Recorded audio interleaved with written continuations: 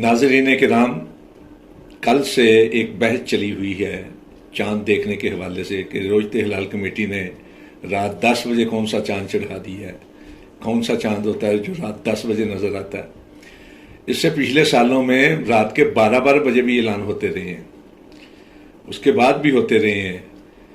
مسئلہ روزت ہلال کمیٹی کا نہیں ہے، روزت ہلال کمیٹی نے چاند نہیں چڑھایا۔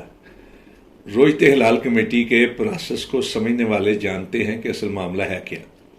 دیکھیے، میں خود جو اجلاس تھا زونل روزت ہلال کمیٹی کا، یعنی صوبائی سطح پہ لاہور میں، اور اس میں ہمارے مرکزی لوگ بھی ہمیں شریک تھے، ممبران جو لاہور سے تعلق رکھتے ہیں، اس میں وقت جو تھا پنجاب میں وہ تھا 7:18 تک، لیکن سیکرٹری وقاف صاحب نے، دوسرے جو لوگ تھے سارے، انہوں نے کہا جی کہ آپ ایسا کریں کہ چونکہ یہاں مطلع ابرآلود ہے، یہاں تو دکھائی نہیں دے گا۔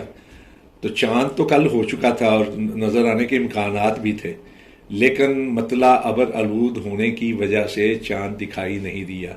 البتہ وہ کہہ رہے تھے محکمہ موسمیات والے کہ یہ جو علاقے ہیں نا، بہاولپور، رحیم یار خان وغیرہ، وہاں مطلع ابرآلود نہیں ہوگا، وہاں چاند دکھنے کے امکانات ہیں۔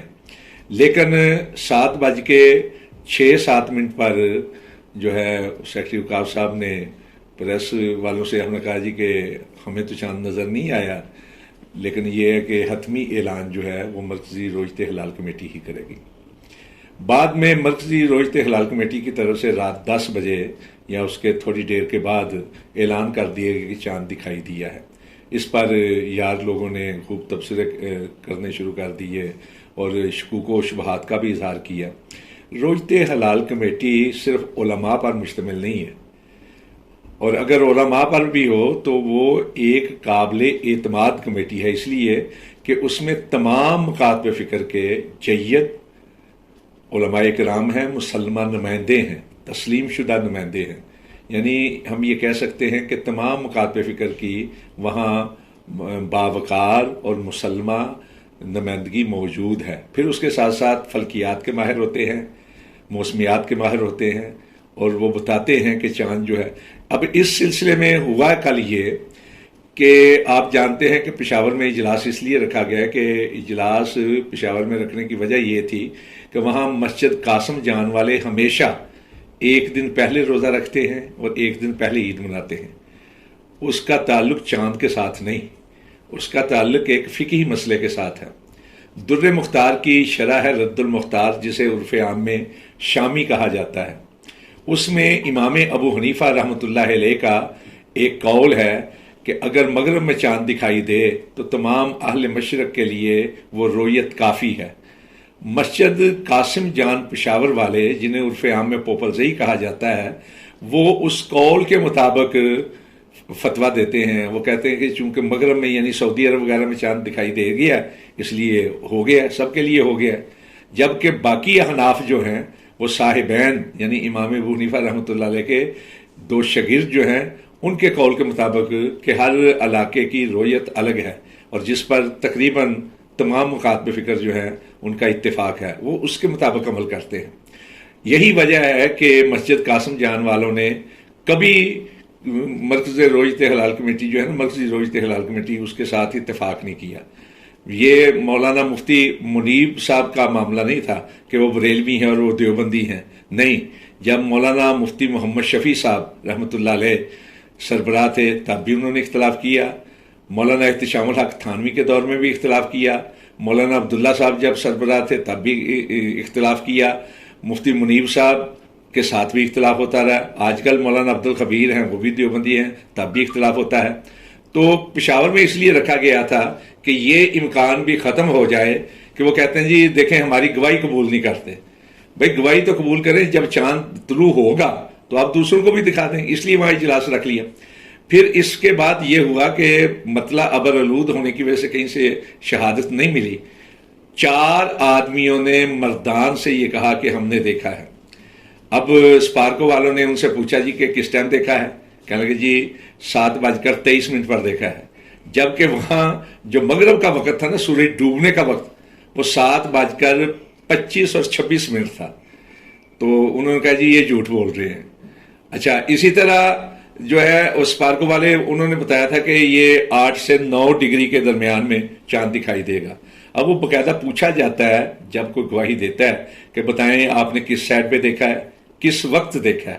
پھر اس کے وقت کے مطابق پھر محکمہ موسمیات والے بتاتے ہیں کہ وہاں مطلع ابرالود ہے, چاند دکھائی دے سکتا ہے کہ نہیں دے سکتا, صاف ہے مطلع کہ ابرالود ہے.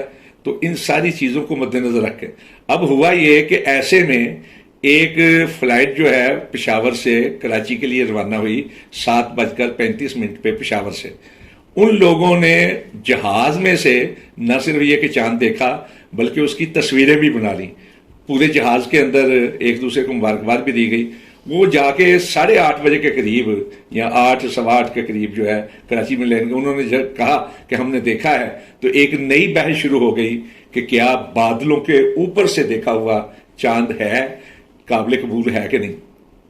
تو اکثر علماء نے یہ کہا جی چونکہ حدیث میں لفظ آتے ہیں غمّ علیکم کہ اگر چاند ہونے کے باوجود بادلوں کی وجہ سے تمہیں دکھائی نہیں دیتا تو پھر گنتی پوری کرو, اس لیے ریجیکٹ کر دی.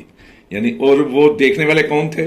مولانا مفتی تقی عثمانی صاحب کے قریبی علماء کرام, ان میں ان کے ایک سیکرٹری بھی تھے, معاون جو ہوتے ہیں وہ بھی تھے, علماء کرام تھے. اور پورے جہاز والوں نے دیکھا لیکن اس کو قبول نہیں کیا گیا. پھر اس کے بعد بہاولپور اور رحیمی یار خان سے اطلاع ملی تو پھر یہ پرکھا گیا کہ یہ لوگ ہیں کون. ان کے شناختی کارڈ منگوائے گئے, ان کا ٹیلی فون نمبر جو تھا وہ دے کر وہاں کے انتظامیہ سے رابطہ کیا گیا کہ آپ جا کر دیکھیں کہ یہ کون لوگ ہیں, علماء کرام سے پوچھیں کہ یہ لوگ کیسے ہیں. تو پھر وہاں کے مقامی علماء کرام نے کہا کہ جی یہ نمازی لوگ ہیں, اچھے آدمی ہیں اور انہوں نے جو گواہی دی ہے وہ صحیح ہے. تو پھر اس کے بعد یعنی پرکھ کرنے کے بعد پھر اعلان ہوا ہے. اچھا یہاں کمزوری کیا ہے جس کی وجہ سے دیر ہوتی ہے؟ کمزوری سب سے بڑی یہ ہے کہ حکومت کو یہ چاہیے کہ جس طرح مرکزی روزتے حلال کمیٹی بنی ہے, صوبائی بنی ہے, اسی طرح ضلعی سطح پر بلکہ تھانے کی سطح پر بھی کمیٹیاں بنائی جائیں اور باقاعدہ اہتمام کیے جائے.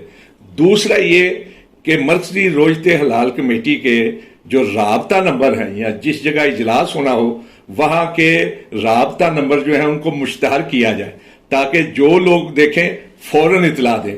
اب وہاں سے جن لوگوں نے اطلاع دی وہ بھی دیر سے اس لیے اطلاع دی کہ وہ سمجھتے رہے کہ جس طرح ہم نے دیکھا ہے اور جگہوں سے بھی دیکھا ہوگا, اطلاع پہنچ گئی ہوگی. جب اعلان نہیں ہوا تب ان لوگوں نے رابطہ کیا, پتہ نہیں کہاں سے نمبر ڈھونڈ کے پھر رابطہ کیا, پھر ان کی تحقیق شروع ہوئی. تو اس وجہ سے یہ لیٹ ہوئی ہے. اور دوسری بات یہ کہ اعتماد رکھنا چاہیے.